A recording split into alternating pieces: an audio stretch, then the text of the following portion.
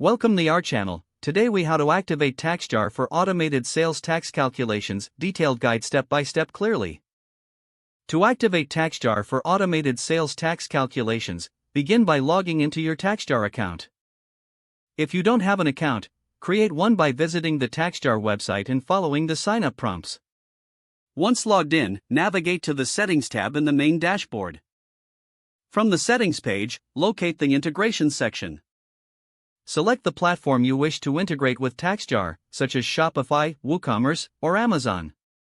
Follow the prompts for your specific platform to connect it with TaxJar. Authorize the integration by entering any necessary API keys or access codes provided by your chosen platform. Next, return to the TaxJar dashboard and select Sales Tax Settings. Configure your sales tax preferences according to your business. Specify the states where you are required to collect sales tax. If necessary, adjust the default tax rates based on specific jurisdictions. Once your settings are configured, save your changes.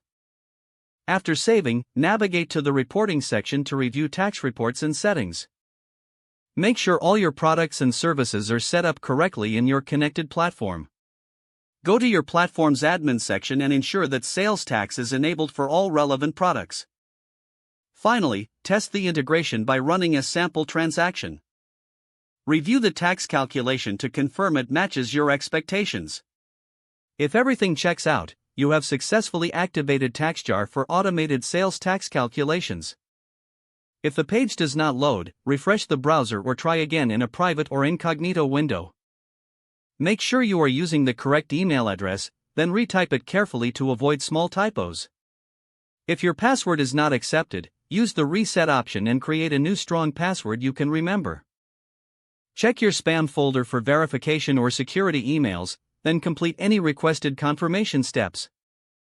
Enable two-factor authentication if available to improve account security and reduce unauthorized access risk.